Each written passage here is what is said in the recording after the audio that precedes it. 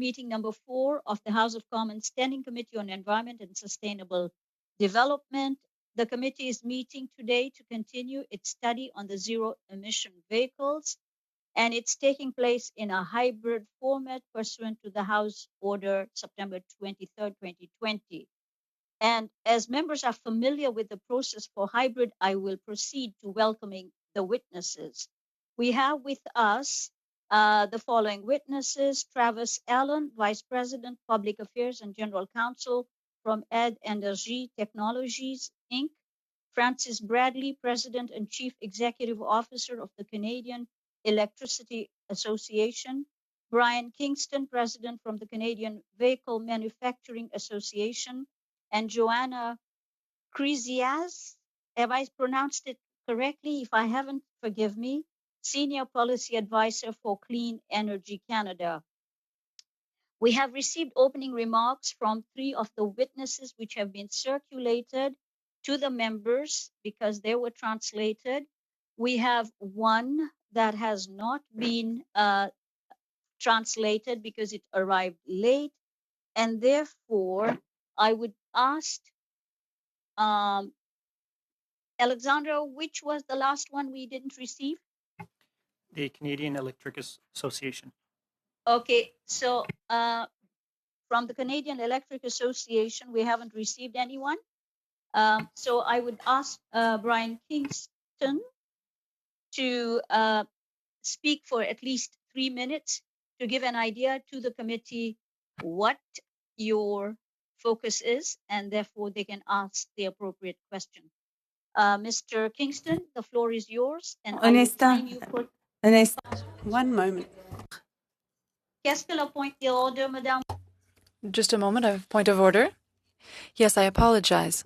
But since we've arrived half an hour late, has it been planned that we add half an hour to the end of the meeting?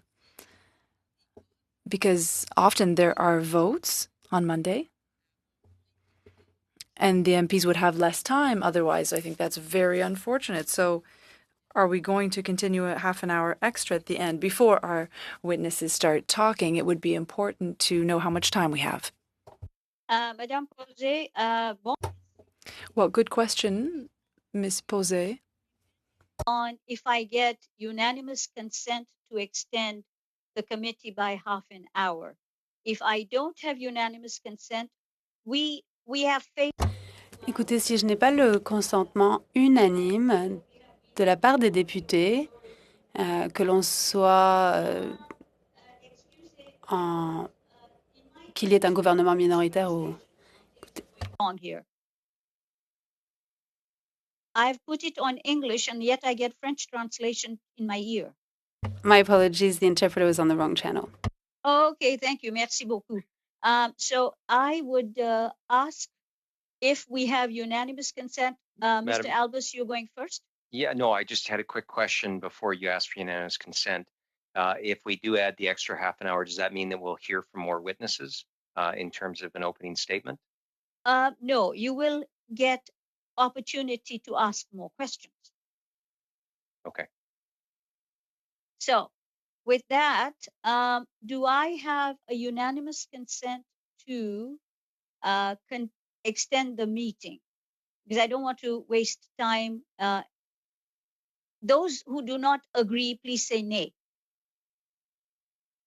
Alexandra, anybody from the chamber meeting room? No.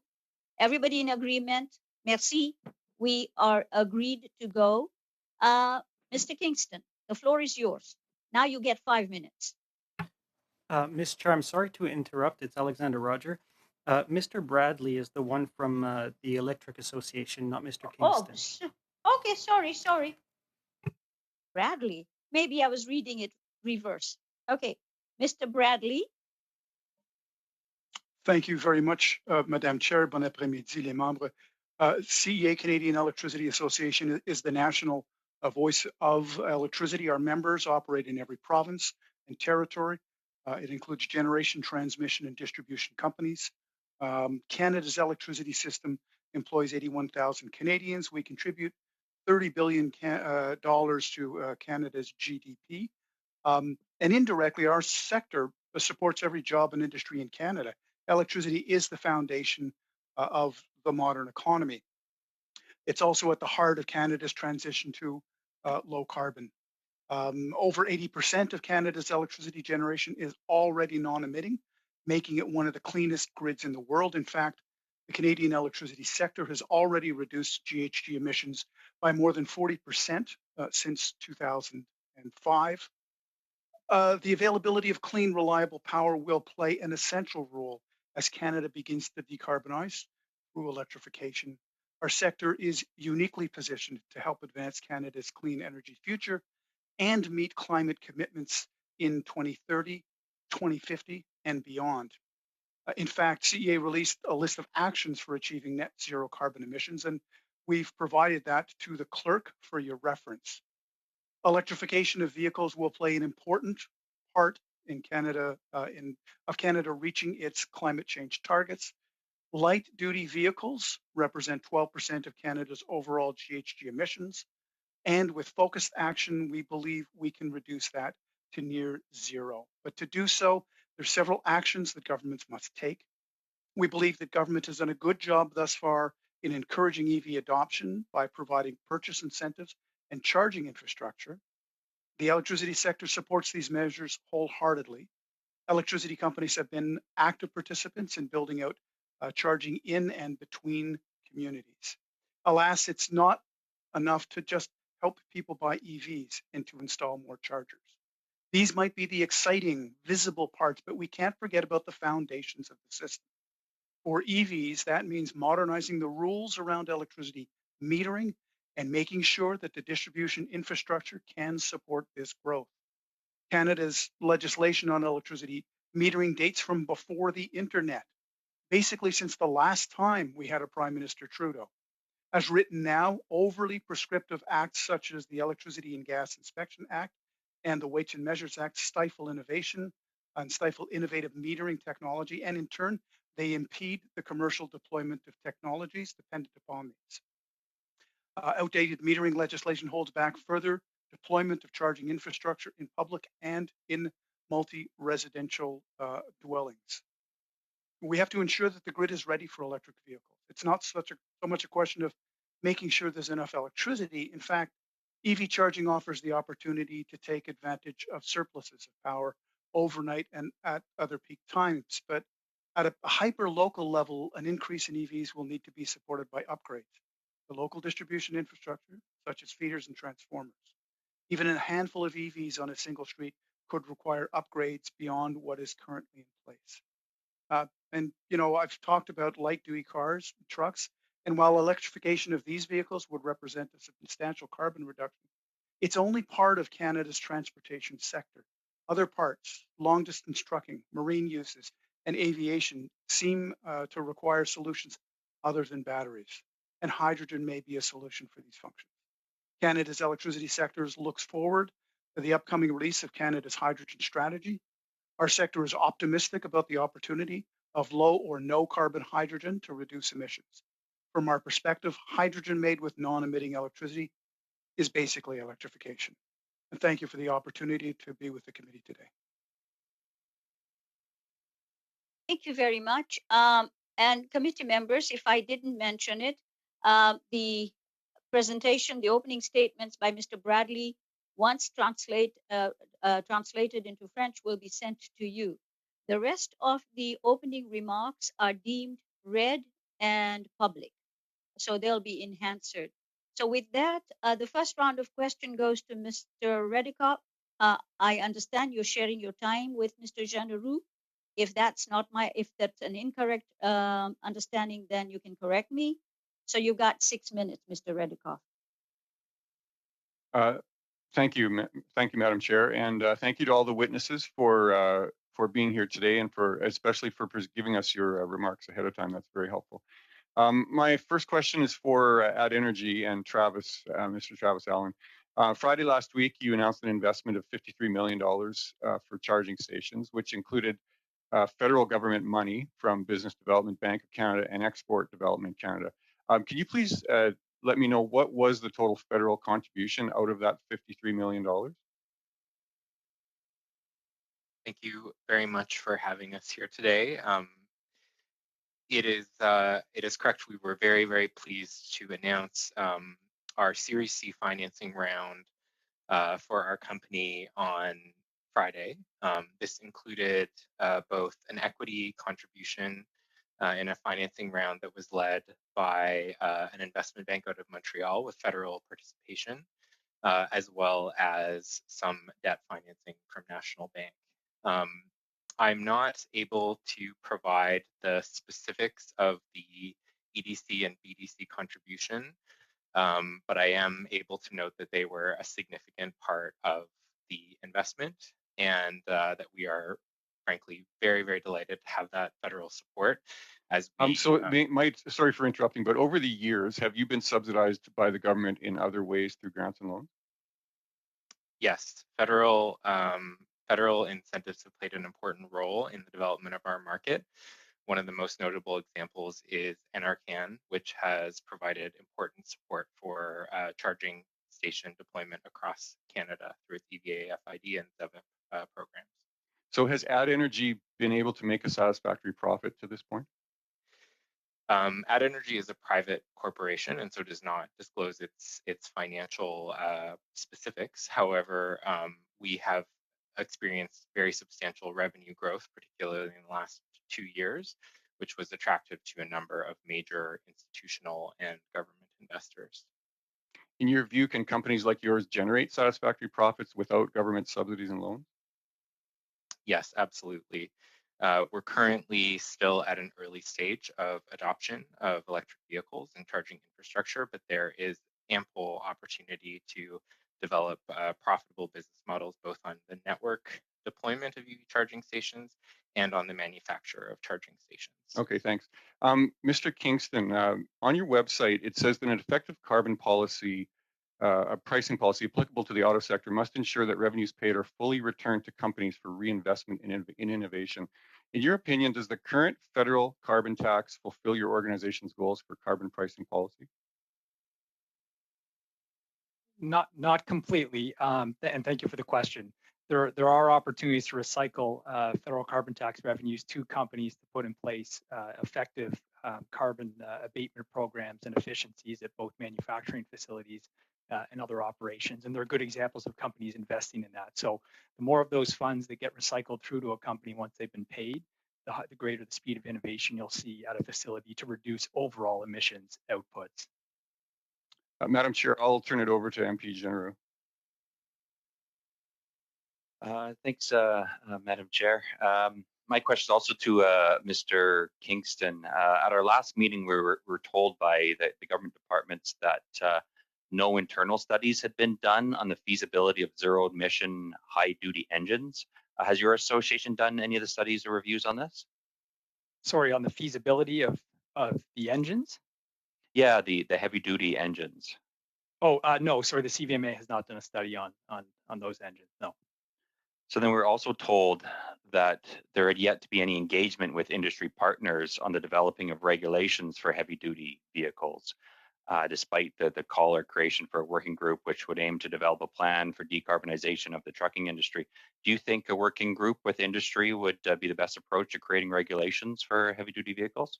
We are always 100% supportive of engagement with industry when that type of regulation is being developed. So yes, absolutely would be open to those discussions and any sort of industry consultation. And have you, I take it then you haven't, judging by your answer, you haven't had any of those conversations yet? I'm not aware at this point. Okay, zero emission vehicles start at approximately $40,000, give or take. Would you agree that the average cost for a zero emission vehicle would make it difficult for the average Canadians to participate in the government's current program to purchase these vehicles? Absolutely, and that's why consumer incentives are so critically important. Until we reach a point where there's price parity between a zero emission vehicle and an ICE vehicle, internal combustion engine, you need consumer incentives to bring the price down so that your average Canadian can afford it and see this vehicle as fitting their needs for the same price as a car that they would typically buy. Mr. General, you have 30 seconds. So is there any timelines for when more affordable zero-emission vehicles will be available here in Canada, from your knowledge? Yes, there have been a number of studies done. Most point to the late 2020s for achieving price parity. That's when you'll see battery technology advancing to a point where the cost is the same. Thank you very much. Committee members, I was remiss. I did not let you know that we have scheduled, you've got the notice, but we have scheduled 10 minutes. So at 10 to 6, we will go into committee business. So our next witness, our next person is Mr. Francis Scarpalegia. Mr. Scarpalegia, you got 6 minutes. Thank you, Madam Chair. I just want to continue with a remark that I guess Mr. Kingston made about you mentioned a year when battery technology will be you said equal to, but I didn't. I mean, I got the statement. You were basically saying that this will be cost effective by a certain date, but can you explain that a little more? Could you go back to your last statement and elaborate on it? Absolutely, yes. There's a number of studies looking at the different technology development spectrums and when an electric vehicle that is using battery technology will reach price parity with an ICE vehicle, so a traditional combustion engine. Now, technology can sometimes take leaps and bounds, so it's always difficult to pinpoint exactly when you'll reach that price parity. But a study that was actually commissioned by ICED, by an organization called CAR out of Detroit. They put that date in the late. So it was 2023. Is that what you said? No, what was the date? No, late 2020. Late 2020. So anywhere between 2025 and 2030, and multiple studies, but that seems to be the wheelhouse. Right. But basically, what it sounds like is that, and maybe this is obvious to someone in the industry, but the cost differential is all because of the battery. That's correct. That's yes. Really what. Okay, that's interesting. Now, I think it was Mr. Bradley who talked about rules around metering. Now, this is the first time I've heard this issue raised, and it never occurred to me that metering was an issue. You think it's pretty objective. It tells you how much electricity you're using, and that's that. But could you elaborate on this issue of needing to? I think the way you put it was upgrade the rules around metering. What are you referring to there? Certainly, thank you very much for the opportunity to touch on that. As I said, this is maybe not as interesting, but it's more down in the weeds. But these are the sorts of things that will have to be addressed for us to be effective over the longer term. We essentially have a regulatory regime that was designed for the 1960s. An electric vehicle future in the late 2020s is going to look very differently. We have rules that essentially say an electric meter is something that we're very used to seeing that they sit on the wall of a building. There are specific rules about what that needs to look like, how it needs to operate. Effectively, we need to look at how we can look at new metering technology, how the vehicles themselves can actually be recognized as a potentially a rolling meter, and things like multi-dwelling environments where you're plugging in electric vehicles in garages, and that's shared space. And we do not have rules in terms of how we can share a meter down in the garage for condos and apartments. So those are just some of the things, and we have provided the clerk some additional information and some very specific changes that we're recommending to both of those pieces of legislation. But when you say sharing a meter, you mean more than one vehicle plugs into the same outlet, and therefore you have to decide how to charge each vehicle owner? Yeah. Yes, correct. I mean, right now, in theory, for fairness, every electric vehicle, much like every street lamp, which is another separate issue, but very similar. Every street lamp has a meter, and it is metered.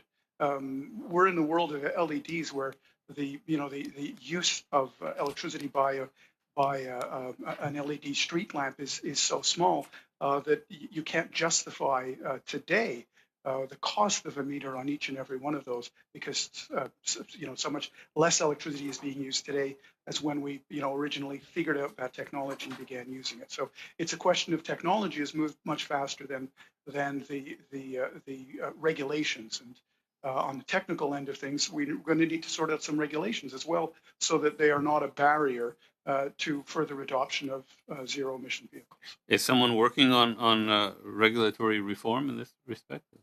Oh yes, absolutely, Okay. and it's something that we're in active discussions with the departments, with Measurement Canada, and we've developed some very specific recommendations. And as I said, we'll have included those in information that we provided to the clerk. Okay, it's funny because it seems so straightforward, yet it requires regulation. It's not intuitively easy to understand. But Ms. Curiez is, I believe I read this in your brief. No automotive vehicle concessionaire dealers have cars, electric cars that you can take for a test run. Is that correct? Is that what I read in your brief? And you've got 30 seconds to respond. Yes, according to a study done for Transport Canada earlier this year, the majority of car dealerships across Canada, a majority, yes, Okay. had not a single EV in stock to test drive or purchase. Interesting. Well, I guess I'm up. My time's up, Madam Chair. Yeah, thank you very much. We now go to Madame Posé pour 6 minutes, s'il vous plaît. Madame Posé, you have 6 minutes. Hello. Thank you to all the witnesses for being here. I'll start. Well, I'd like to just remind, just a moment, I'll find his name, Mr. Kingston. To remind you that a number of key players in the industry, including Bloomberg and Energy News, have been indicating that this price parity would occur in 2034 because each year the cost goes down. Well, rather, they said 2024, so the numbers you gave seem a little far. Another remark. You said that car makers offer incentives that are superior to what the government offers. I have an electrical vehicle myself, but I don't remember benefiting from any incentives from, let me remember now, no, it's a Volt that I have. So if there are incentives of that sort, I'd like to have some documents on that to get more details. Now I have a question. In 2018, General Motors, so one of your members, had requested or made a proposal to repeat the Californian model here in Canada, and the GM incentive came from its desire to see Canada come into line with the US and what they did. Now, the former president never wanted to propose that to its members and even suggested that Canada act before the decision be made in the US. So my question is, you, as the new president, is your position on this the same as your predecessors? To U.S. alignment, our position is that we must remain totally aligned with the U.S. At all times. This industry is completely integrated throughout North America, and 86% of the vehicles that we produce here in Canada end up in the U.S. So we've always cautioned about moving too quickly ahead of the U.S. and staying in lockstep with them, given that our industry is totally integrated into the U.S. market. And just with respect to your point about technology, you're absolutely right. There are many different projections around when we'll reach price parity, and it varies. It varies depending on certain assumptions around the technology advancing. So I can't give you a fixed date, but between 2025 and 2030 is generally where most studies seem to be landing. But I recognize that there's a lot of different perspectives on that. Yes, indeed there are, but I was taking Bloomberg as a key player. You spoke about investments in Ontario. Indeed, recently there was an announcement about investments in Ontario by Ford. However, it didn't say if the vehicles that made there would be offered to Canadians. I'll remind you that in 2011, Toyota with their RAV4s. In 2011, in Ontario, they made them there, but they were all sent to California because there they have regulations that encourage these types of vehicles because it's a zero-emission vehicle. So would you agree with a similar regulation that they have in California so that electrical vehicles manufactured here be offered to people here?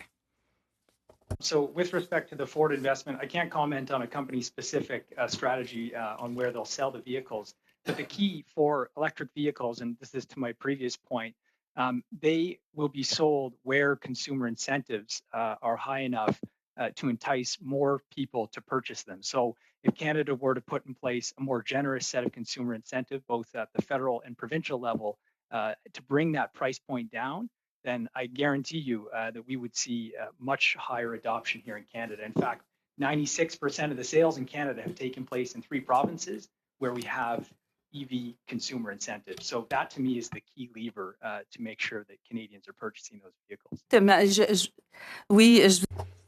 Yes, I'd like to stop on that point. The vehicles are currently being sold in Canada, mostly in BC and Quebec, because there is an incentive, there's a regulation on this, and it doesn't exist in the other provinces.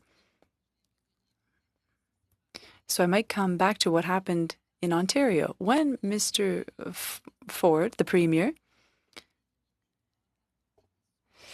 got rid of subsidies for electrical vehicles, when we look at the Dunsky report, the supply fell by 24%, but sales went up. So people still wanted them, but there wasn't the necessary supply. So why? I mean, maybe one could think of taking the vehicles in Ontario and taking them to the other markets in Canada, no?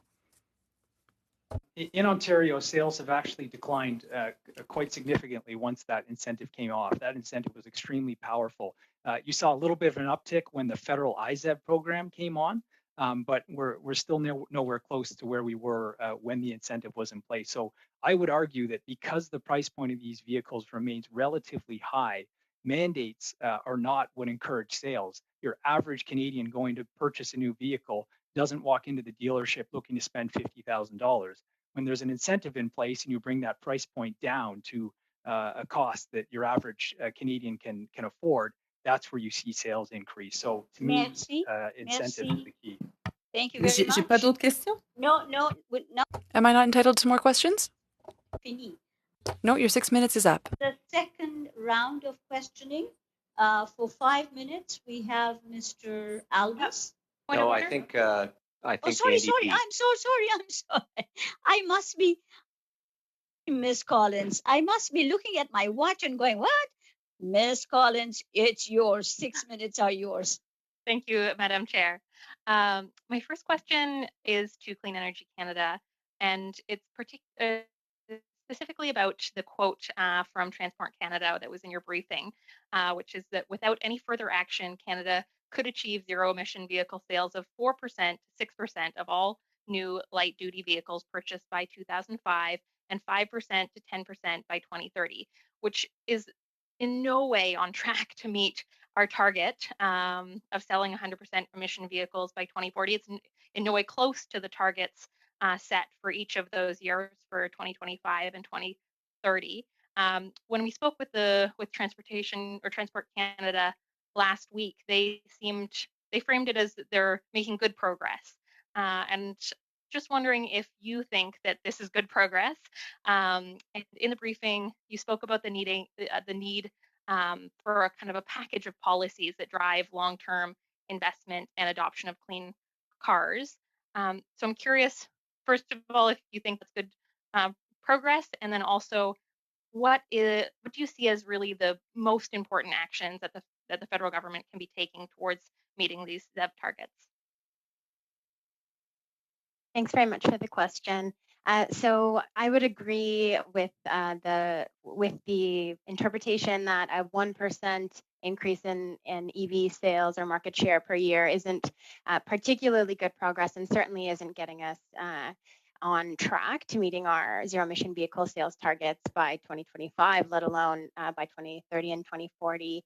If we look at the jurisdictions within Canada and abroad, including the EU and China, those jurisdictions that are seeing the greatest uptake of zero emission vehicles are implementing a package of clean cars policies that, yes, include purchase incentives and large investments in public charging stations, but are also addressing the supply side of electric vehicles by moving forward with either a zero emission vehicle standard that requires automakers to sell an increasing percentage of zero emission vehicles, and or very ambitious vehicle greenhouse gas emission regulations. That's the approach that the EU is taking, where it's moving forward with very strong vehicle emission standards that essentially require the sale of a certain percentage of zero emission vehicles for automakers to comply.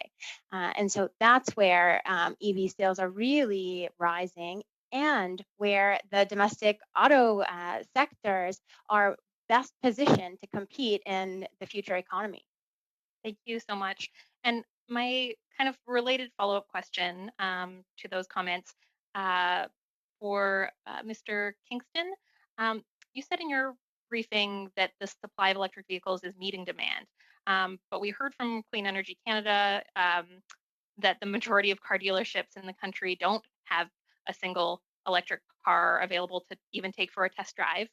Even here in BC, where we do have maybe a few more car dealerships with test drivable cars, Canadians purchasing an electric car are facing 3 to 6 month long wait lists before they can actually drive their car home. So curious about the statement that we are meeting demand for electric vehicles, or that this demand is being met. Can you explain a little bit why there's so little availability across the country?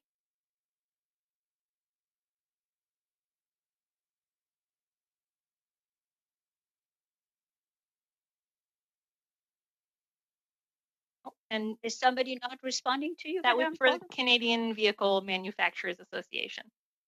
Okay. The Canadian Manufacturing Vehicles Association. We have lost them, Mr. Kingston.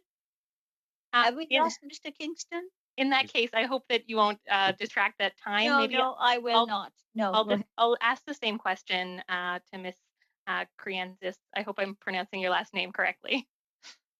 And Miss Krianzis, the interpreter wants you to lower your mic a little. I think there's a boom coming. I hope I read that correctly from the. I'm doing too many tasks at the same time. Yes, lift your mic up a little because the interpreters are hearing popping sounds. I'm not taking it from your time, Madame Collins.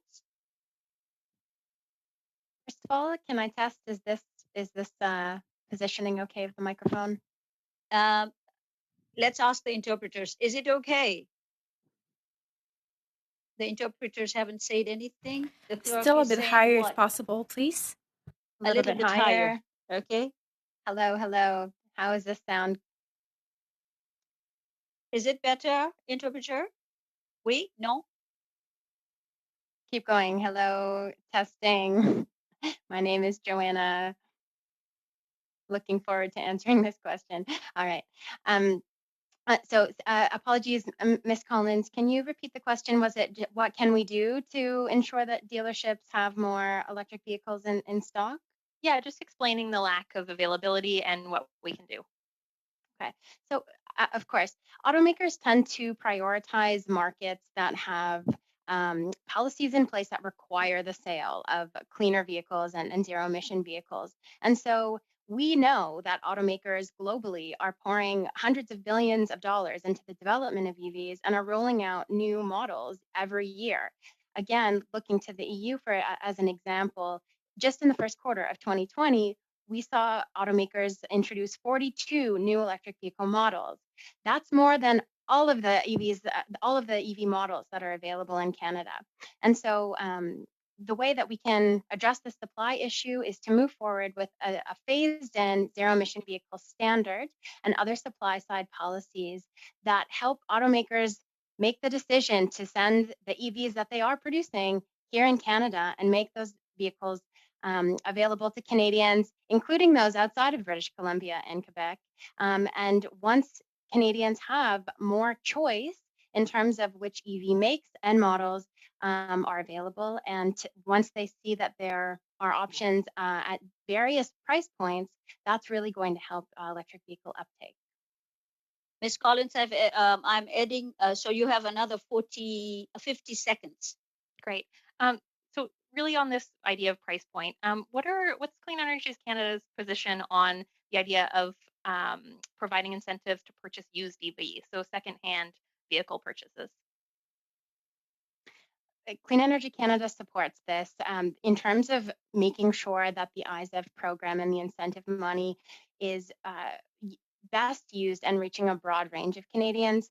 Opening up this incentive program to used vehicles is going to get, the majority of Canadians. That's what lower and middle income Canadians can afford. I, for one, can't afford a new vehicle, but that doesn't mean I don't want to go electric. And so in order to use our government and taxpayer dollars most prudently and reach the most price sensitive consumers, who, that extra few $1,000s can make the decision between a nice vehicle or an EV, then pursuing a used vehicle incentive is. Thank you very much. Thank you. We now go to the second round of questions. For 5 minutes, Mr. Albus, you're up. Great. Thank you, Madam Chair, and thank you to all our witnesses. Obviously, we just heard that supply is a major issue here in Canada. And I've seen data from the European Union that says electric registrations have now surpassed diesel ones. I'd like to ask Ms. Kriazis, I'm sorry if I didn't pronounce your name right. Do you have anything to explain that, or is it back to some of the arguments you just gave to Mrs. Collins? Yes, I would just reiterate the fact that they're moving forward with supply side policies is very important. And again, we're seeing automakers in Europe. Honda just last week announced that it would sell only zero emission vehicles in Europe by 2022. These are fast timelines, and automakers are responding to incentives and regulatory moves in these markets. Oh, well, thank you for that. I'd like to ask Mr. Kingston, now that he's joined us again. Just in terms of your industry, what needs to be done beyond just subsidies? That's obviously stoking demand, but how do we get more supply of products to Canadians? Apologies for that, internet issues.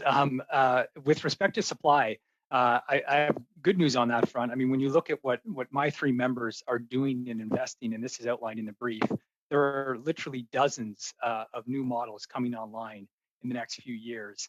And in fact, when you look out at global supply, according to a recent Deloitte study, by 2030, capacity to build EVs is going to outstrip demand by 14 million units because there are so many new players entering this market, plus the traditional OEMs investing billions.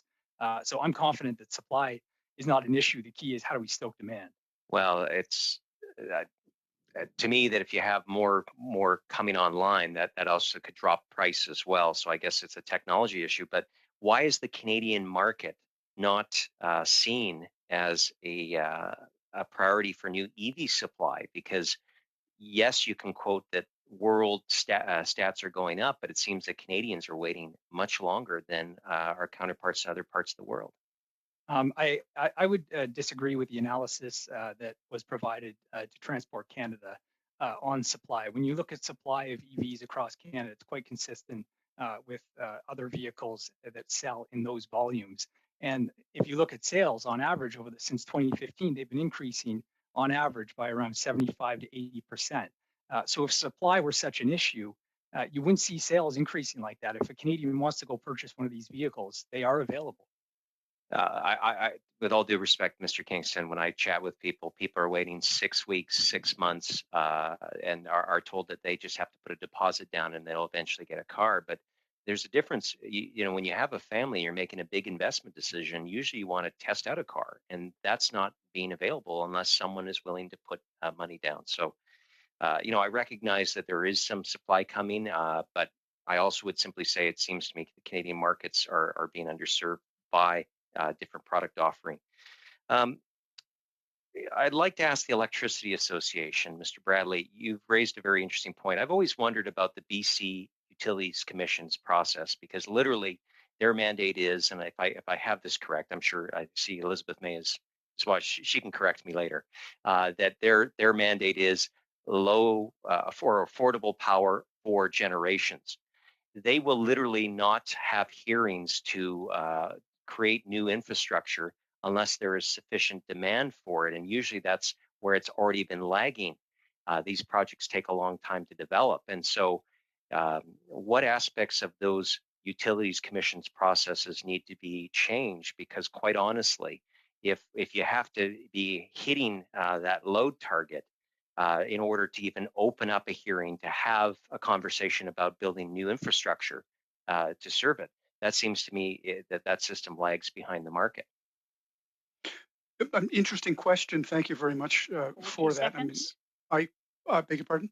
I said 40 seconds. Oh, okay. I mean, I can't comment specifically about the particular cases within BC and the BCUC, but generally, with respect to electricity generation, much like what I was saying with respect to metering, we have a regulatory system and a regulatory compact that was developed for the industry as it was in the 1960s, as opposed to in 2020. The systems are not flexible. They're not built for innovation, and they're not built to be able to meet the challenges of the future writ large. And then with respect to your earlier question about the challenges with getting to test vehicles, we've been partnering with an organization called Plug and Drive. I am so sorry, but you'll answer him later. He's got another turn coming. We now go to Mr. Longfield for 5 minutes. Thank you, Madam Chair. And I'd like to follow up with Ms. Kyriasis on the that article that I also read with great interest last week, that Honda in the UK is phasing out diesel vehicles in favor of EVs 3 years ahead of schedule. And I'm wondering whether that was the regulations on clean fuels. Were there incentives in place in the UK or in the EU that is bumping up volumes? Is there a combination? What's behind that change? There is a myriad of policies that are being introduced, as well as investments in various countries in the EU. In part, as a response to the coronavirus pandemic, we are seeing countries expand their purchase incentives, invest hundreds of millions of dollars in EV charging networks. Excuse me, companies or countries? Countries. Right, thank you. My pleasure. But we're also seeing auto industrial policies and investments as well. Just today I read that Germany is close to agreeing to a $2 billion package to go towards its auto industry to help it build and prepare for cleaner vehicles, train staff. France as well, as part of its package, is helping to invest in its auto industry. It wants to become one of the top producers of zero emission vehicles in the world. And so again, we're seeing policies that focus on the demand side, the supply side, and also that help to support these auto companies to capture a piece of the growing global EV market. Canada needs to do the same. Thank you. And I think Madame Posey also mentioned this when the Ontario government removed their incentive.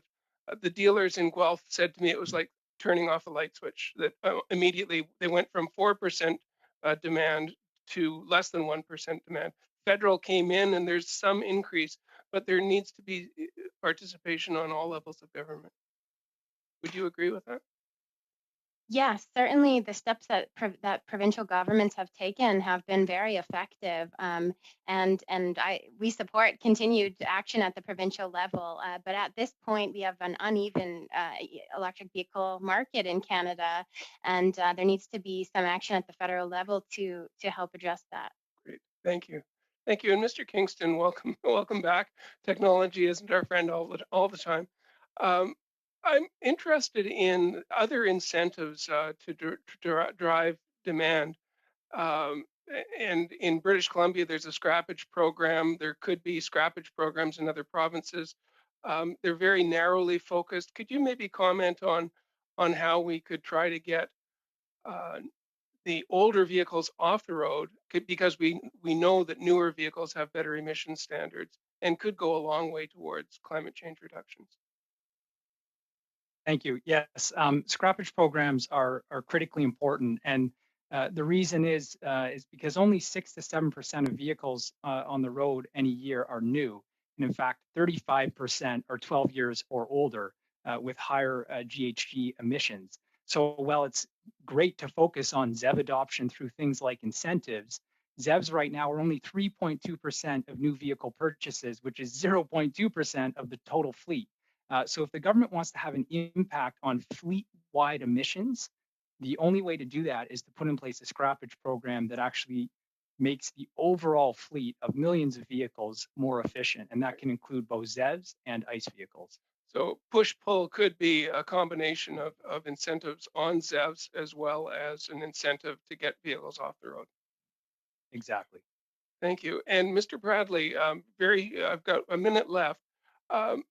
Electra in Guelph has a smart grid that's being introduced where we could sell power to our neighbors using blockchain technology. Having dual meters, I have solar panels on my roof at home.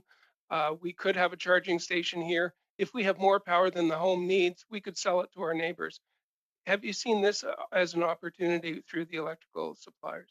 Yes, absolutely. That is the future, and when I talk about areas of regulation that need to be updated, the regulatory regime, electricity regulatory regime that you see in across the provinces does not take into account the two-way flow of power, for example, and so a lot of these are currently running as pilot projects. But again, that's the kind of regulation that we need to update for the future to be able to allow this two-way flow of power. Terrific. Thank you all. Back to you, Madam Chair. Very much for being that efficient. We now have Madame Posey for 2.5 minutes.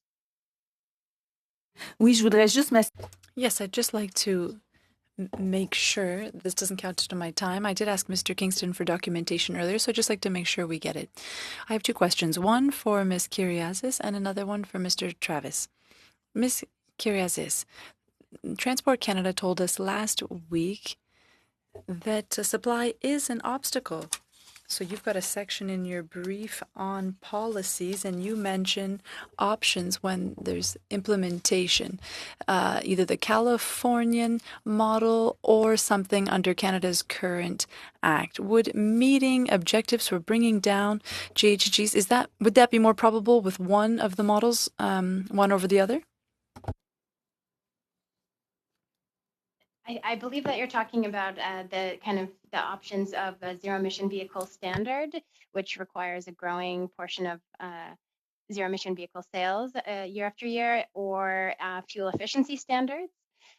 Both are very effective policies, and Canada could choose to could choose to pursue either, or could choose to move forward solely under vehicle emission regulations. That's the approach that. Okay, merci. Oui, merci, je comprends. Thank you. I understand that you can't say that one or the other would be more efficient. Even both could be applied. For Mr. Travis, we were also told that people are a little afraid. They're nervous about not having recharging stations. The government in the 2019 budget, $130 million for this. We're talking 1.5 billion now. With everything that's been rolled out now, is it justified to still be alarmist and to think that there wouldn't be enough infrastructure, and so that's why people sometimes don't want to buy an electric vehicle? Thank you for the question. Consistently, when consumers who are considering whether to buy an EV are surveyed, they will tell you that range anxiety or the concern over the ability to charge is a major factor in their decision making. And there have been some very important investments made, particularly by NRCan, that have helped to expand the network of EV charging stations across Canada. There's still a lot more to do. In Quebec, which is the large province that has the most You'll have to cut it very short. Thank you. I've gone over time. Madam Collins, for 2.5 minutes, please. Thank you, Madam Chair. I wanted to follow up on the question to Ms. Kyriazis about secondhand vehicle purchases. 50% of Canadians live paycheck to paycheck. The cost of rent, childcare, other essentials are rising. And for many people, purchasing a new vehicle, whether it's gas or electric, really isn't an option. So even with more government incentives for new purchases, the high cost of these vehicles will still be out of reach for them. So in addition to what I see as a very concrete step, which would be to put incentives on secondhand vehicles, what other things can we be doing to ensure that electric vehicles aren't just for those who can afford a tens of $1,000s purchase? Thanks for the question, Ms. Collins. Another option that we can take is to modify the current federal rebate program, the ISEV program, and introduce a means test or a scale to income such that lower and middle income Canadians can access a larger incentive to go towards a vehicle. So various jurisdictions have taken this approach. Happy to provide further information if that's useful. I would love if you can send the committee some additional information on that. And along those lines, we learned last week from the government that they aren't actually tracking the income of the people who are buying electric vehicles. And I'm curious if either Clean Energy Canada or perhaps Mr. Kingston, if the Canadian Vehicle Manufacturers Association, if you have any data on the income levels of the people who are purchasing and receiving incentives. Happy to respond first. Unfortunately, no, Clean Energy Canada does not have that data to share. And unfortunately, we don't have that data either. And then Collins, you've got 30 seconds. Okay, great. Maybe Mr. Kingston, just because I was asking you a question when you had a little bit of technical difficulties. In here on Vancouver Island, I spoke to someone who was trying to buy a vehicle, an electric vehicle. They were told they would have to wait 3 months before driving it off the lot. Because the Scrap It program here runs out after a few months in the beginning of the year, they were worried they wouldn't be able to get the incentive. And so I'm curious about I am your so comments. sorry, your time is over. Thank you very much. We now go to Monsieur Godin for 5 minutes, s'il vous plaît. 5 minutes, please. Thank you, Madam Chair. My question is for Mr. Kingston, who we lost a little earlier, but I'm happy that you're back, Mr. Kingston, and I'd like to acknowledge the other witnesses. Mr. Kingston, I'd like to have your opinion on the fact that if we increase the number of vehicles available, electric vehicles, of course, in BC, in Quebec, and in Ontario, but also in the other provinces, will those vehicles be sold? Thank you for the question. The key really is achieving price parity with ICE vehicles. You could increase the supply of high-end vehicles across Canada that sell at a $50,000, $60,000, $70,000 price point. Supply doesn't create demand. It's the other way around. So the price point needs to come down due to technology and due to incentives, and then you'll start to see demand. And one other thing that I haven't mentioned is there's also a big education component here to address consumer concerns around things like range anxiety, charging, and so on. So there's multiple levers here, but the key is achieving price parity. Now, you are private businesses. The government desires to help support this development to bring down GHGs and have zero emissions by 2050. I think that's utopic, but we have to believe in it to improve our performance and for sustainable development, which is all very commendable. But to what extent should the government support private businesses so that it can obtain results? Because when you make profits, and Lord knows that in the past, the federal government has been very generous, and it was legitimate in certain circumstances, I believe. But where is the turning point? We're noticing that the objective of 2030, I think it was 30% it was, and by saying, well, we're going to go to 70%, does that mean that the industry currently needs investments for incentive programs and restrictions for car makers?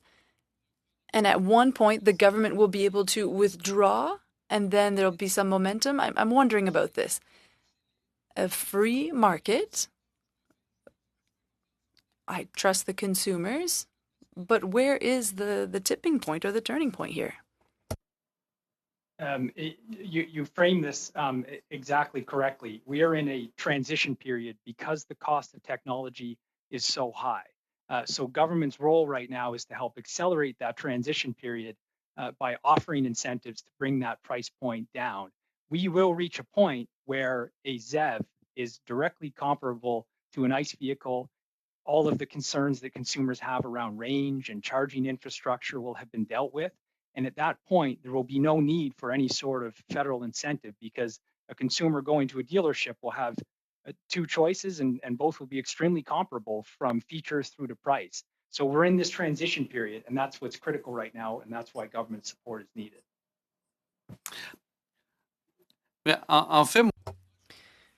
Well, I have a problem because currently there are consumers in BC and in Quebec, let's talk about those two provinces, who are waiting 3 to 6 months to purchase a vehicle. They're ready to pay. Yes, there's an incentive, but I'm convinced that a lot of consumers would buy even without the incentive. There's resistance from the industry, and that bothers me that the industry is waiting to be subsidized by the government to push things further. What are you willing to do as an industry to really reach the objective of having electric vehicles on our roads? Well, I would argue that there isn't resistance from industry. In fact, and I outlined some of the investments that are being made by Ford, General Motors, and FCA. But we're talking about tens of billions of dollars into electrification programs, investments like we've never seen before. So they are fully committed and fully on board. With respect to wait times, and I wanted to address this earlier, ZEVs still represent 3% of all new vehicle purchases in Canada. If you went to buy any other vehicle that sold in such low volumes, you would also likely face a wait time because these are still very much unique cars that aren't in demand compared to some of the top selling vehicles in Canada. So we're just not at the point yet where you're going to see with demand so low that there's going to be a supply at that level. And I just think it's really important to note that because that tends to get overlooked at times. It's still 3.2% of the total vehicle sales. Thank you very much. We now go to Mr. Sani for 5 minutes. Thank you, Chair. Well, thank you to all the witnesses for your presentations today. My question is to begin with Clean Energy Canada. One of the purposes of the study is to study ZEV standards to increase supply. And there's been a lot of discussion about supply. Can you give me your commentary of the knowledge you have of, do you feel that ZEV standards would actually increase supply in Canada? If we look at the two provinces that have ZEV standards in Canada, they are home to 76% of all electric vehicles available for sale. That is a huge difference and proportionate to the population of those provinces, you know, a much greater supply than should be there. If we look at the US states, you know, California and 10 other US states have a zero emission vehicle standard in place. ZEV registrations are 4.5 times higher in those states than in other states, even if those other states have electric vehicle targets and other policies in place. Zero emission vehicle standards work. And can you tell me a little bit internationally in what other countries that they work in? So China has its own version of a zero emission vehicle standard. Obviously, China dominates in terms of EVs. It's attracted 50% of global EV investment, right, and it accounts for 50% of EV sales. Right. So you would, so just from your, because I don't have a lot of time, so just from your commentary, if you could just help me sort of frame this. So when a country imposes ZEV standard, the sales go up and the supply goes up. Is that true? Yes. Okay. How about research? How important is research in also increasing supply and bringing some sort of vigor to the market? Does that help also? Research, what sort of research? Any kind of R&D development, battery, cars, whatever, components, whatever, the whole thing involved in a car. I see. Have you seen that also? So when we invest when we invest in R&D, you see also that as a supply that increases supply because we have the ability to increase our own efficiency and present our own products to the market. Absolutely. Anything that can help bring down the cost of an electric vehicle is going to help. But there's been a lot of investment in R&D, and now it's just ready to bring those existing EV models to Canada. Okay, no problem. Thank you very much. Just a question for Mr. Kingston. Mr. Kingston, you mentioned a lot of R&D development in the tens of billions of dollars. Can you tell me where that's happening? Sure. Well, we have two good examples of assembly investments being made in Canada just recently with respect to the Oakville retooling. Which is fantastic, but it doesn't represent tens of billions of dollars, though.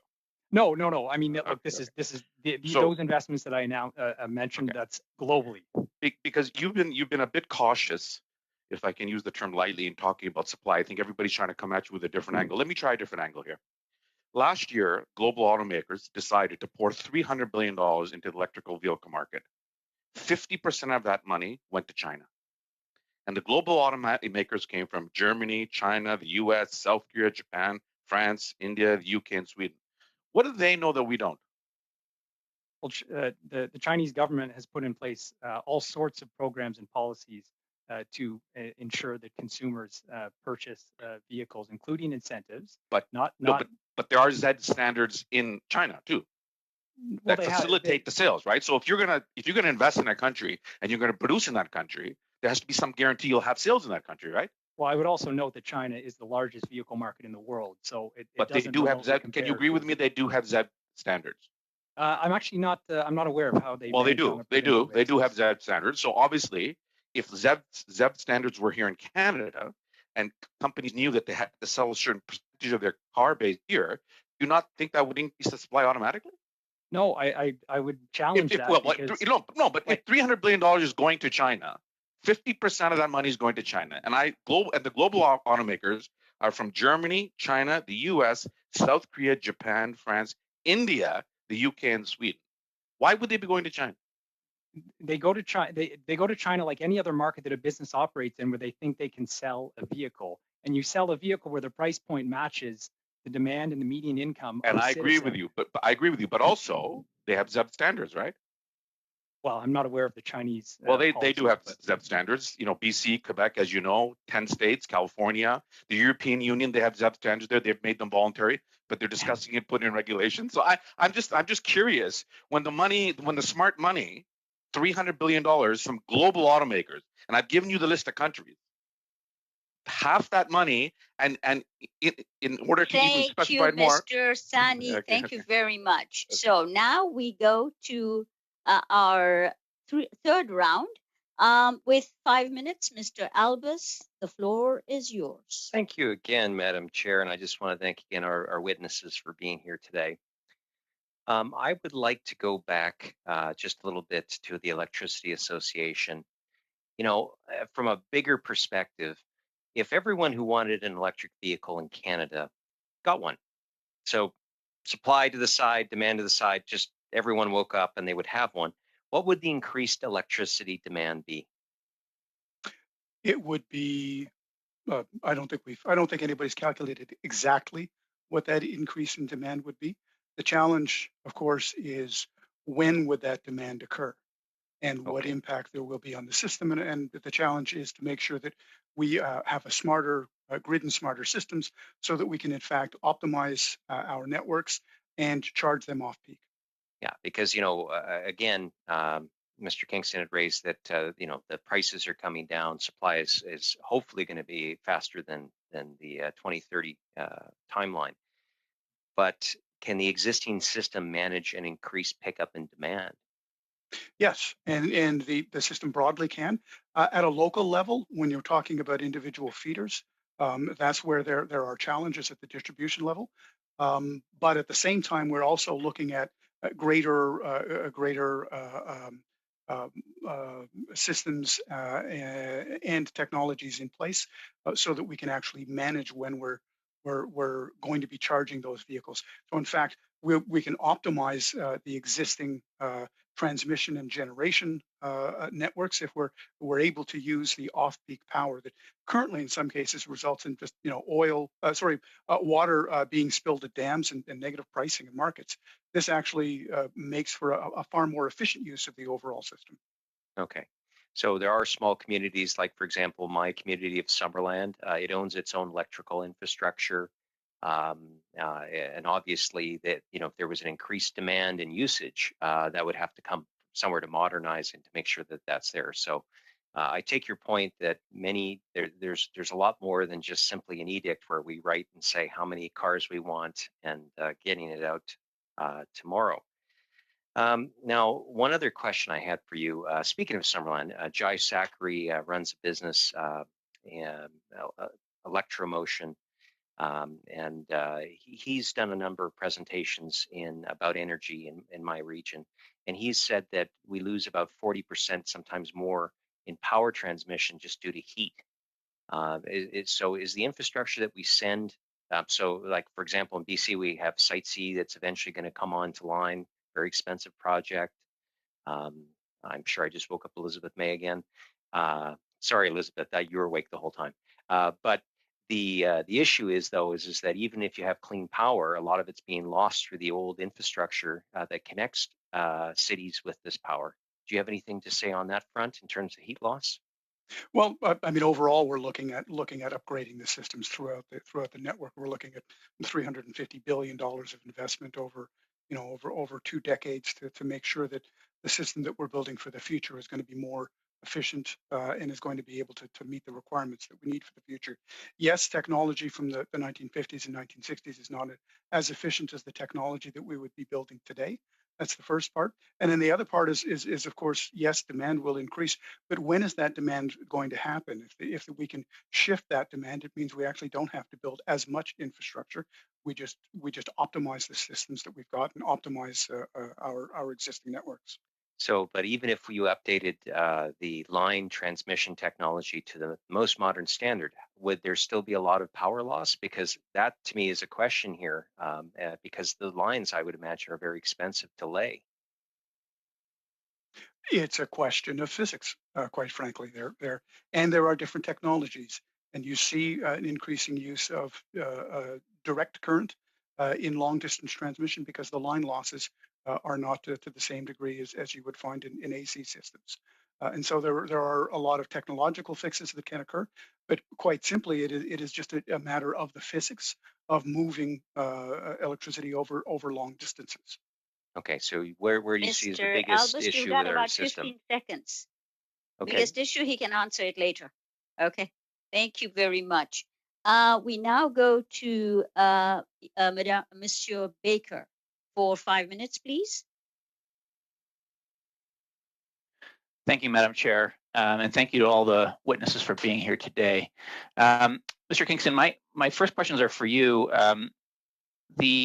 What is the cost, the cost differential on average between for the manufacturers of manufacturing an EV versus a conventional car, assuming all other features are the same?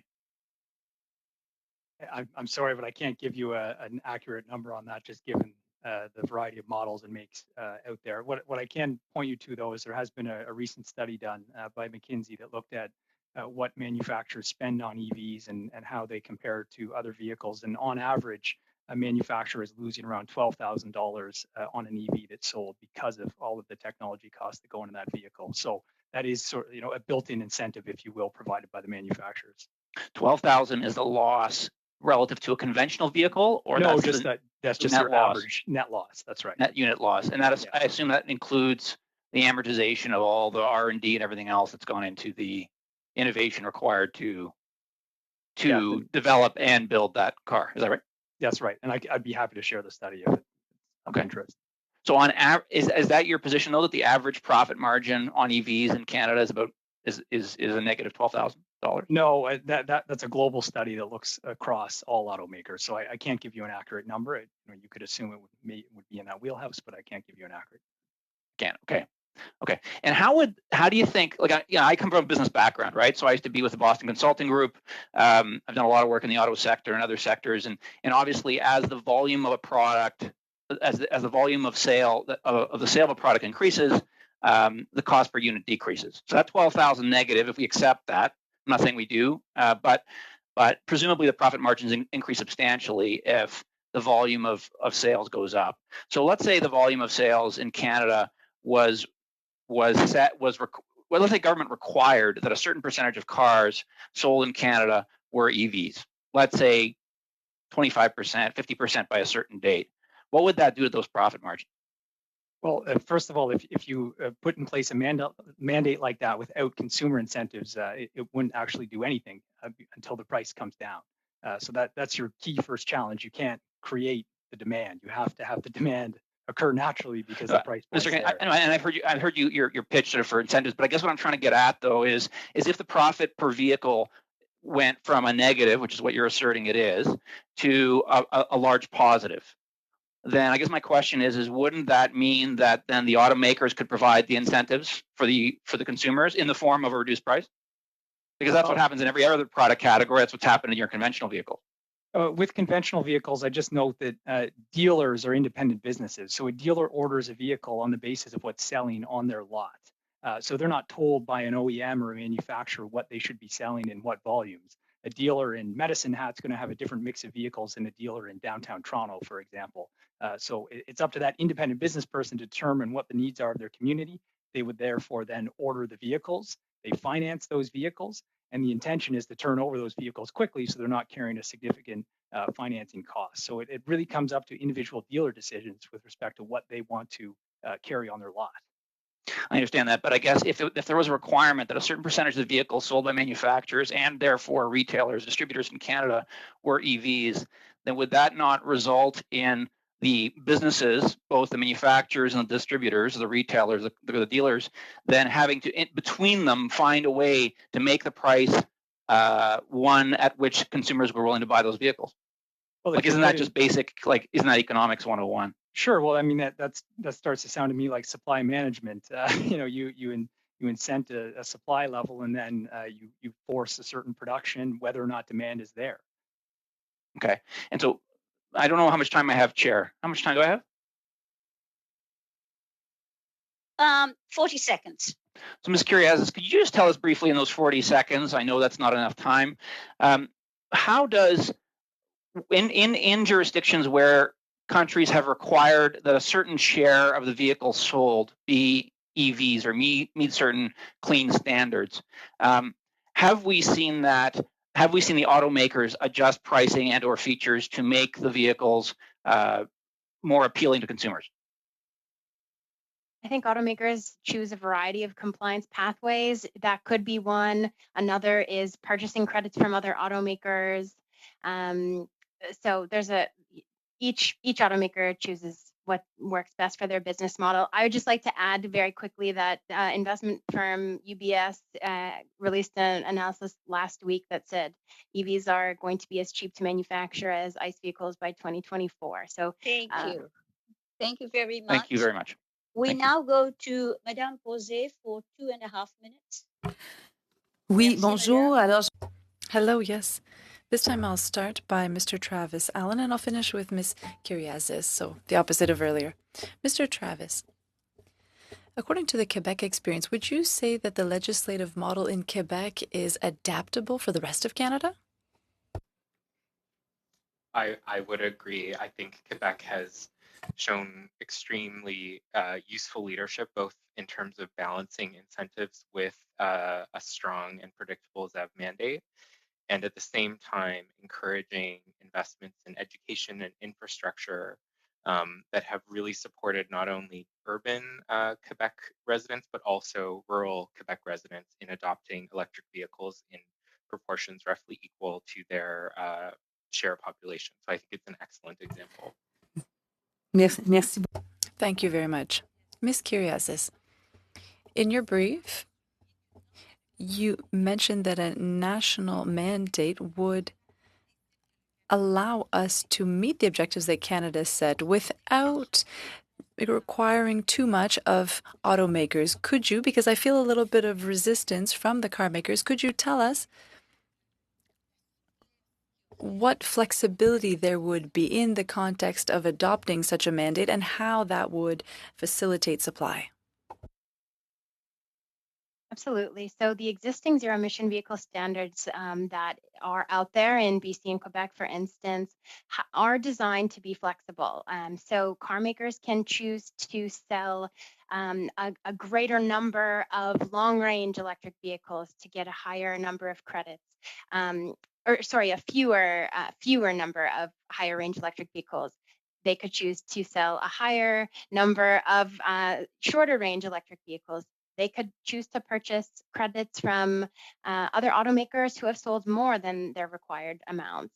They can bank credits for future use. They can, under the BC system, they can bring in used electric vehicles from another jurisdiction. There are a variety of pathways to comply to ensure that this is a flexible, low-cost option to move towards our zero-emission vehicle sales target. Merci beaucoup. Je reviendrai. Thank you very much. I'd briefly go back to Mr. Travis Allen. How many seconds do I have left? 10 seconds. Okay, what could be done to accelerate the transition?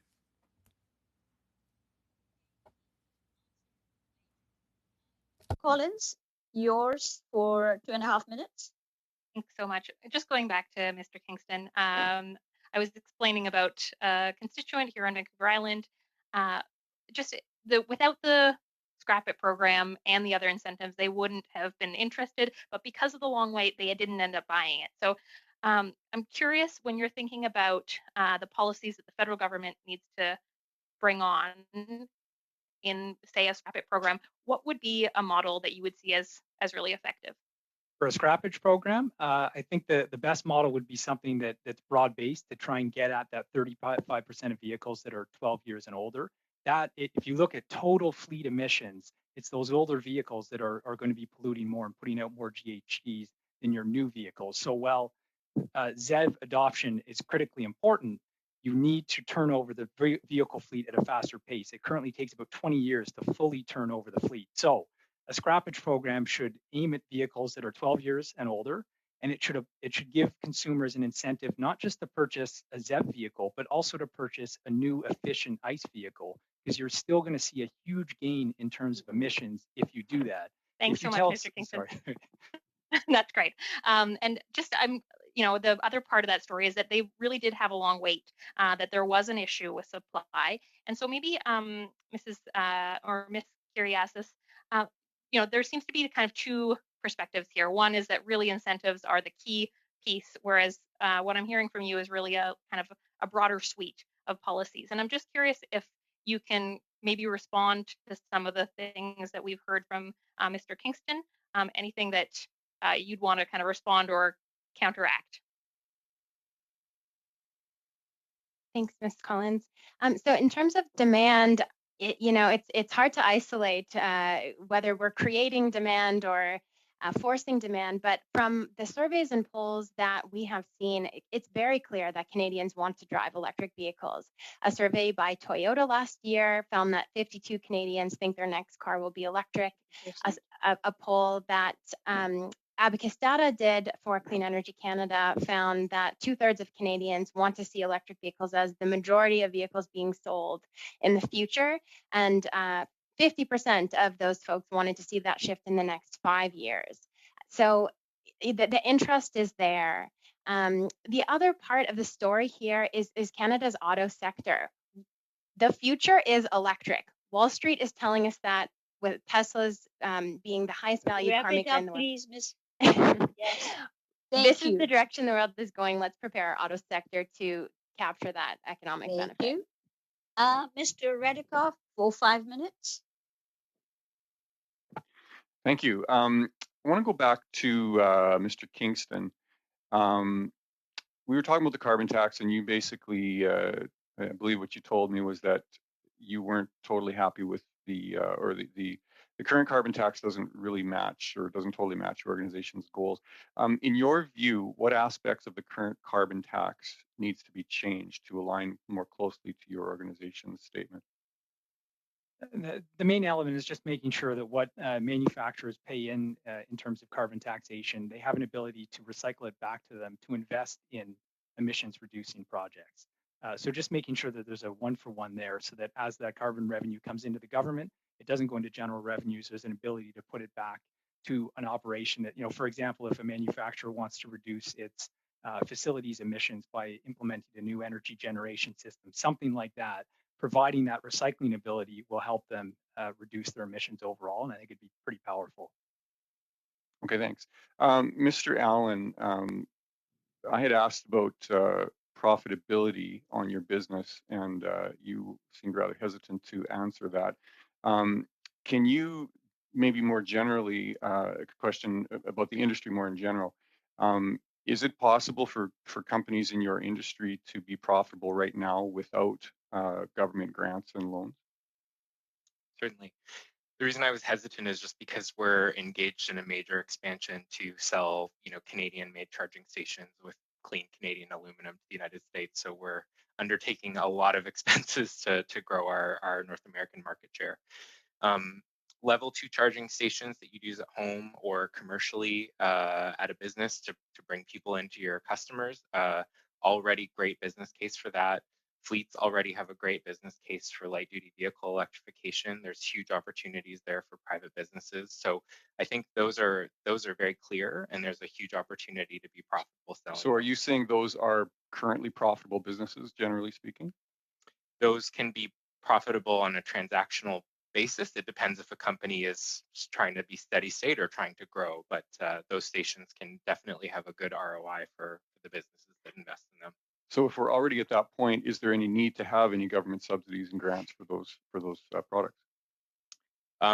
There is a strong argument for incentivizing smart charging, which tends to be slightly more expensive to buy, but has a huge opportunity to help people use electricity better at their homes or businesses. Going back to some of the things Mr. Bradley said, smart charging allows you to manage load so that you're not charging at the times that are not good for the grid.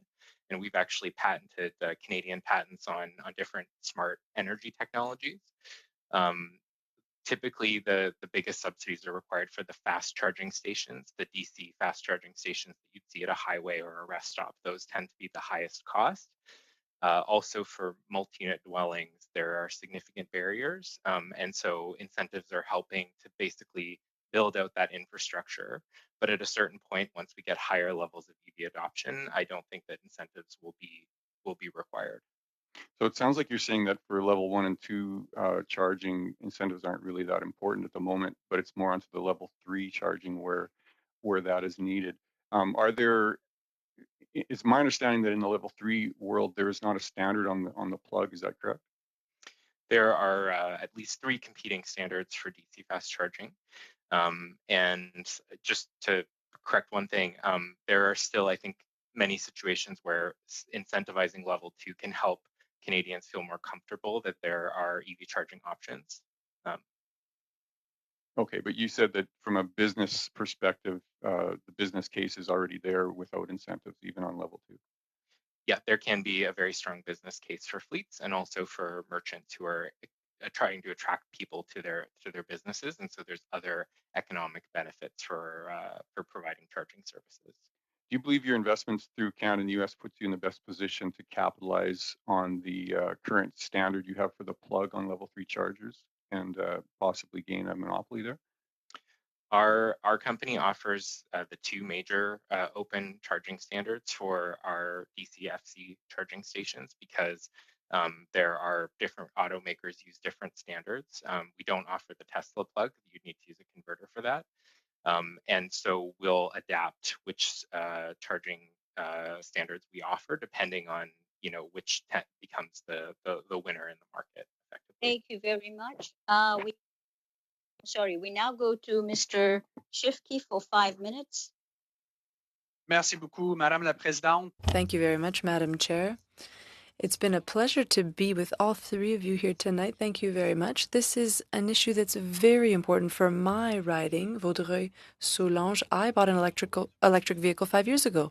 The first question I have for the three of you is, now, is it really a question of investing in a network of charging stations and subsidies to encourage people to buy EVs, or are we at a point where Canadians are comfortable enough with the number of charging stations that exist in their communities? So I'll give you 30 seconds each to answer these questions, please. Madam Chair? Yes, Madam Collins. Just the level, the volume of the English translation is the exact same level as the French. It's really, I made out most of that, but I had a hard time making out Mr. Shipke's question. Mr. Shifke, would you like to repeat your question? I've halted your time. It's okay. If you, I'm not sure, maybe potentially you're on the general, if you're not on the French channel while you're speaking, sometimes the volume's the same. Yeah. Okay. Do check which interpretation you're on. Oh, I'm on the French, Madam Chair, but I can restate the question. Hopefully. Sure. Okay. Thanks. You know what? Why don't we just do it in English? Perhaps it'll be easier this way. No, you know what? I have to make the effort here to do it in French. I'm sorry. Okay. Donc, je vais répéter ça en français. So I will repeat it in French. What I want to know, I bought an electric vehicle 5 years ago, and during that time, there was a lot of anxiety around the number of charging stations that exist throughout the country. And I wanted to know, are we at the stage now that stress level is no longer the same around the number of charging stations in the country? Is it just a question now of subsidies and the price of EVs? Or are we still in the same situation, meaning that both need improvement, investment in both needs to happen? So I'd like to give each of you 30 seconds to answer the question.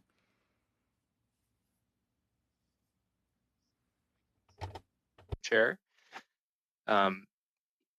we have made some important progress, particularly in places like Quebec and BC through support from the federal government and also local utilities like BC Hydro and Hydro-Quebec Circuit Electric and private companies.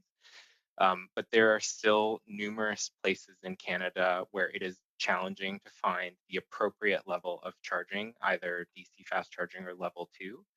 And so our view is for us to really get to a place where Canadians are comfortable, we likely need to double or triple the amount of charging station penetration, like in countries such as Norway, which have achieved over 50% as of sales and adoption. So I think there's still important work to do to build that up and build up the Canadian charging industry as well. Thank you, Mr. Allen. We'll go with Mr. Kingston. Thank you. Yeah, I think it's really three legs to the stool, if you will. It's still a need for additional consumer incentives until we reach price parity. There's a need for more education. I still think that a lot of consumers and Canadians have questions about EVs, legitimate questions about batteries and charging ranges and so on, and even recycling. And those are real questions that need to be addressed. We've been driving ICE vehicles for a very long time, so it's a transition that takes place. And then the last piece is infrastructure. I think there's still going to be need for more infrastructure, particularly if you look into rural regions where there is some build out now, but people drive further ranges and they need that capacity.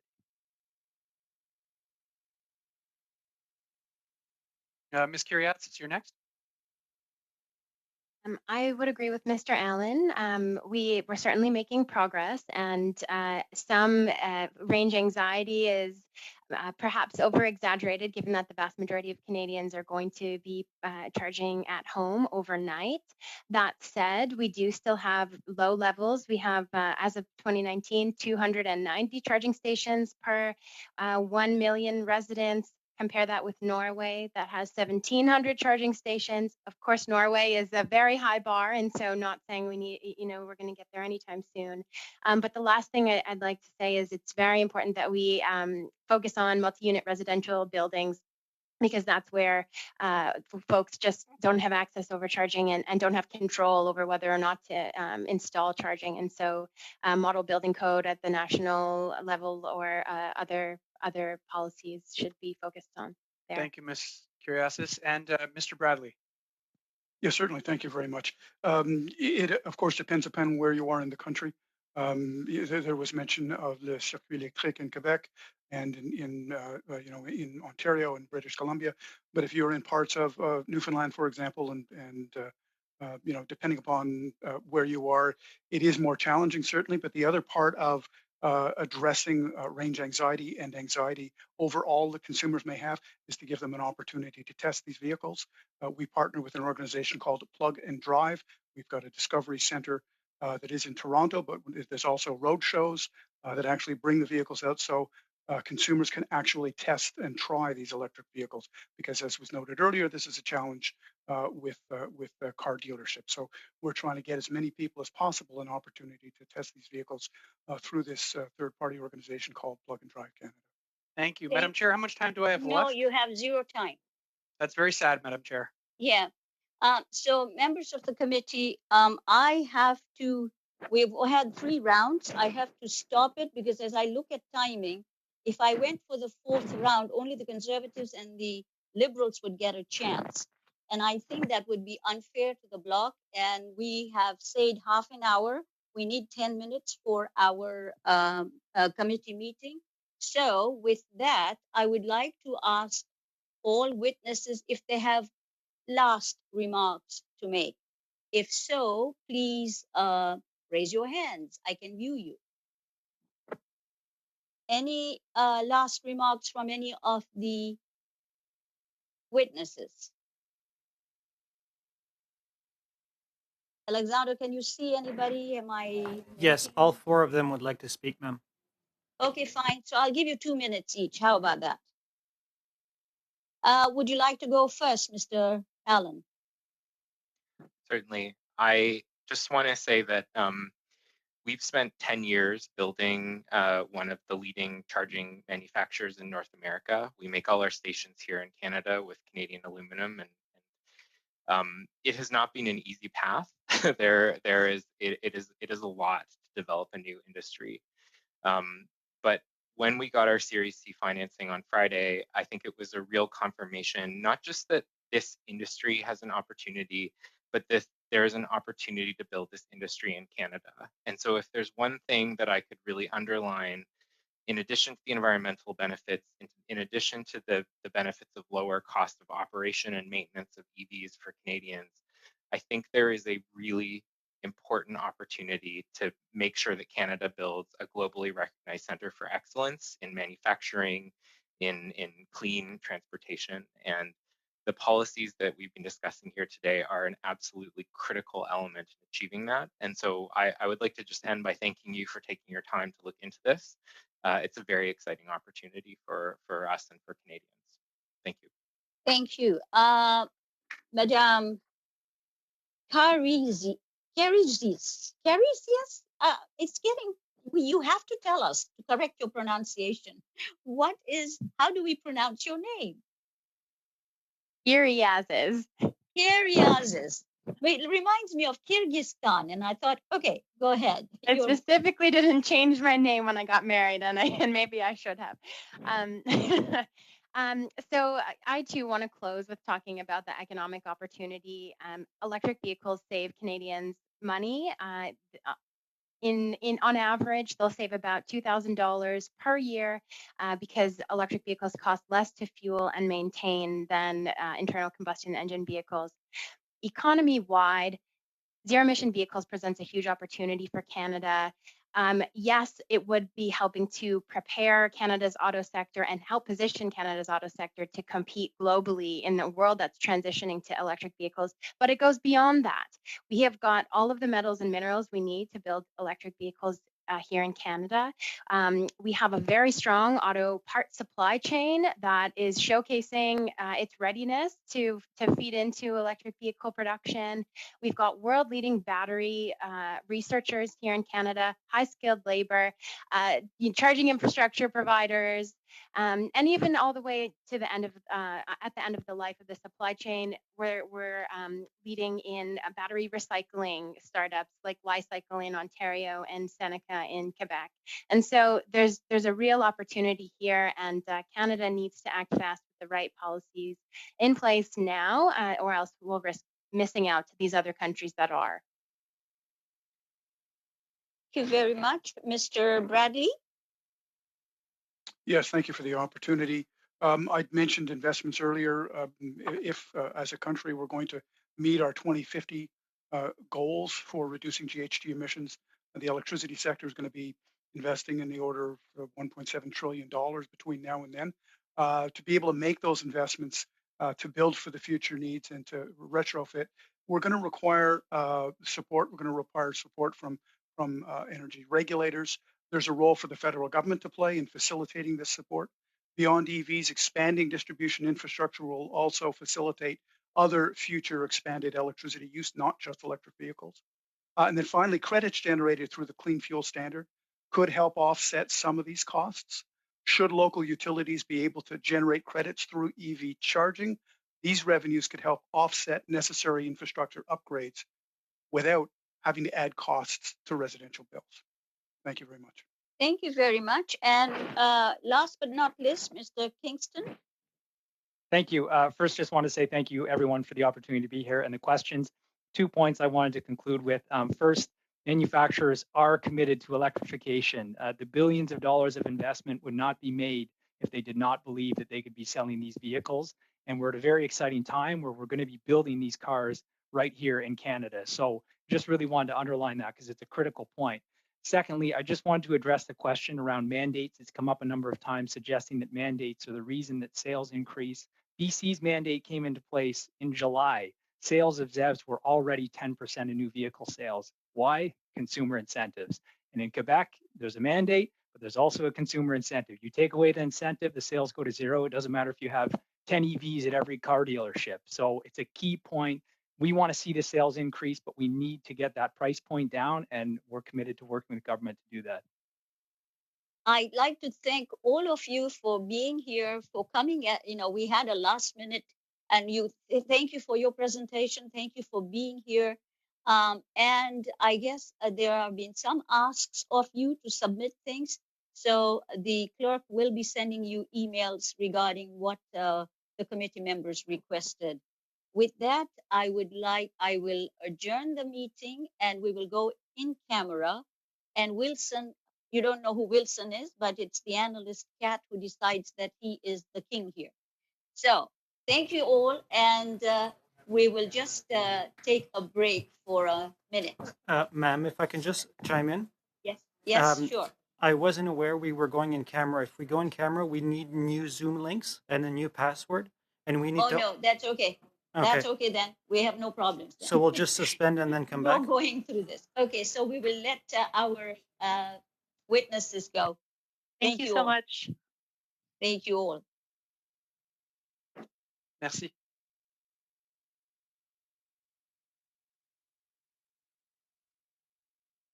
Mr. Clerk, has everybody logged off?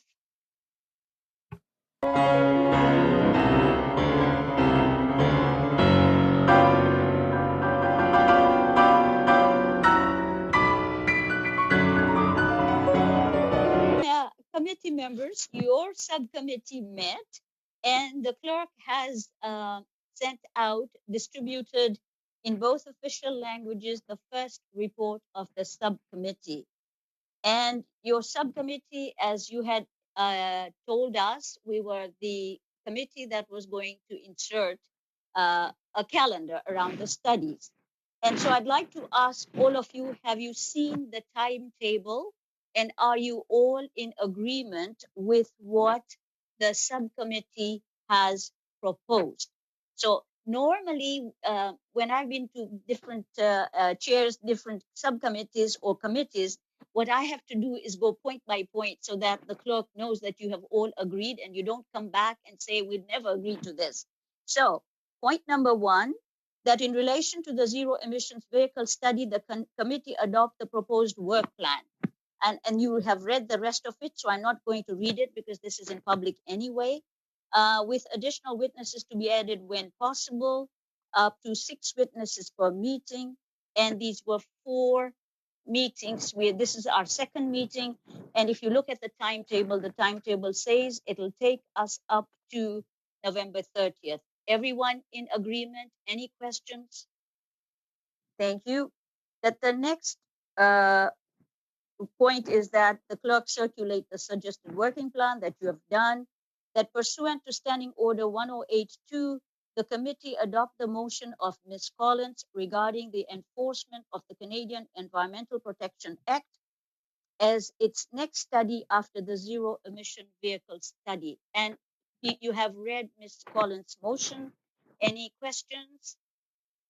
No.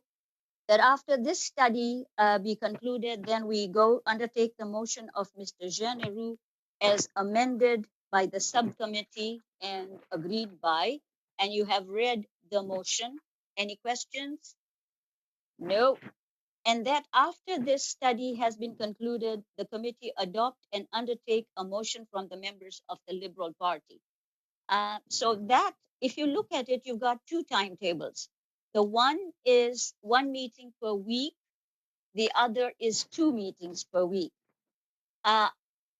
One is a reality. The other is our optimism. If we get two meetings per week, we would be fortunate to do more studies and get more witnesses and move along the agenda. But at the moment, what it looks like is we have on November 4th, which is an additional meeting we've all agreed to, we're having the minister come before us for main estimates.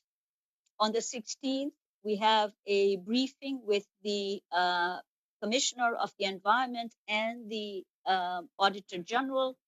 And then 7th December is where we plug in Madame Collins' meeting. And hopefully we move forward from there. Any questions? Yes, Mr. Albus. Thank you, Madam Oui, Chair. Just two clarifications, please. Number one, we had obviously votes today, so that did change our meeting somewhat.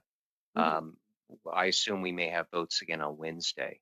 I would just like to make sure that the invitation is quite clear that the minister is invited, but we don't want to have a case where he says, well, I was ready at 3:30, but you were all in the House voting.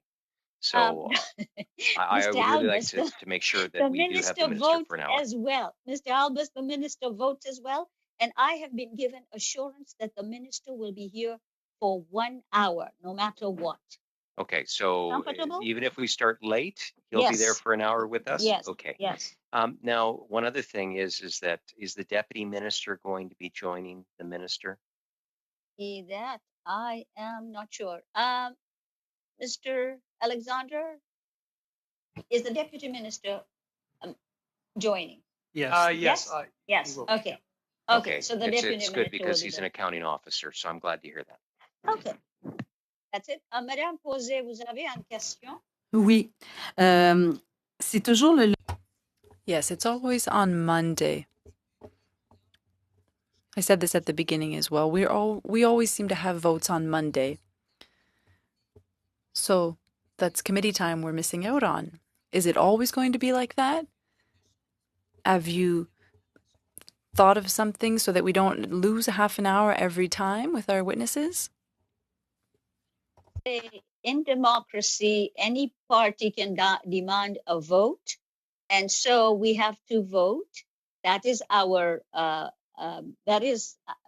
mandate, and we have been very consultative and congenial in saying we would expand it by half an hour.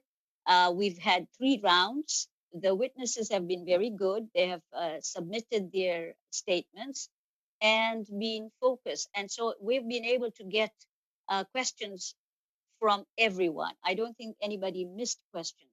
So that's going to be our life. That's normal. Any other questions? Well, I'd like to just say one more thing. My solution isn't to not vote. I just want to know if we could move the meeting time or if we could do some sort of a rotation with another committee so that we're not always the committee that's suffering because of this. And since we haven't sat since mid-March. The committee schedule is adopted by the House, and that's what we have received. And other committees, if it's a Wednesday, it's going to be a vote. Committees on Wednesdays get into the same trouble. So we will have to live with it. And I think we've been very good in terms of saying, can we expand it? Can we do this? We have been congenial. So I think we have learned to live with it. So it is not a mammoth task. We will play it by ear. Anyone else? Therefore, I need somebody to move the motion. Perhaps Mr. Albus, could you move the motion for the adoption of the subcommittee report? So moved. Thank you. Okay, merci. All in favor? Aye. Aye. None opposed, so that's unanimous. Thank you. Madam Chair? Yes. Just for protocol, and again, there's many different ways, and clearly you had the consent there, but we should just be seeking unanimous consent or a recorded vote for these purposes of these meetings. I would, if normally Ms. Collins loves unanimous consents. So I knew it would be unanimous. Nobody was posing any problems. So if there isn't, then we would go a recorded vote. That I would have known had you raised your hand up, then we would have been a recorded vote. So with that meeting, yes, Monsieur Redikoff, are you raising your hand to say something, or are you waving me goodbye? Yes, I'd like to say, I just want, on the subject of unanimous consent, I put a motion out, a notice of motion, quite a simple one, I think, and that's simply that we have our meetings televised, and that you have the ability to waive the requirement if there's an issue with that. I can't imagine anybody would have an issue with this. I'm just wondering if we can get unanimous consent to put that motion through today. Our meetings televised. Can I look at the clerk and ask him for logistics on how this gets televised? Because we are on Zoom, what happens? Alexander? So meetings can be televised at will. There are only two teams that are able, well, two possibilities of simultaneous committees meeting at the same time that can be televised. So if there are two meetings that are high profile and we also want to televise, we might lose our spot. So in that case, Ms. Chair, you might want to speak with other chairs, or sometimes the whips will decide.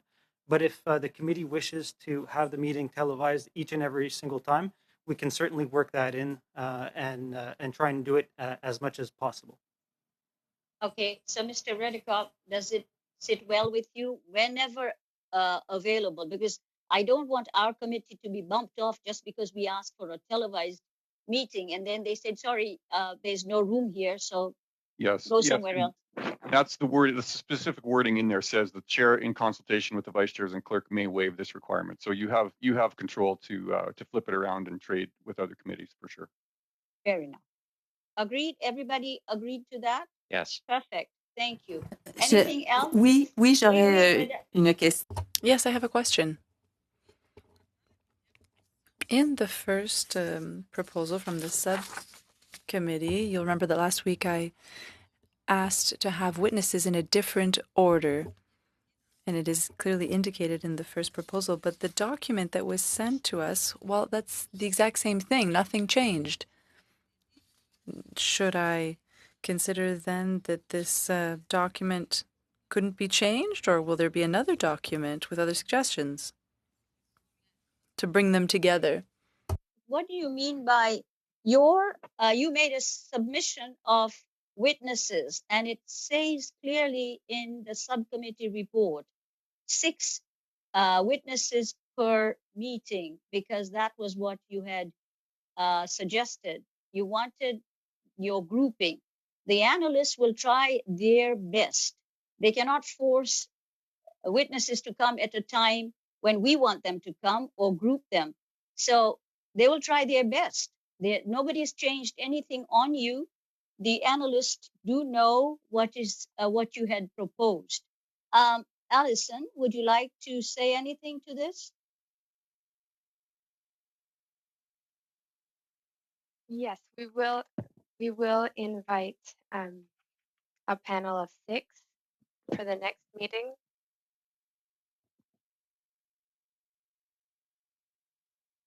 You will. And so Madame Pose's list has been incorporated, correct?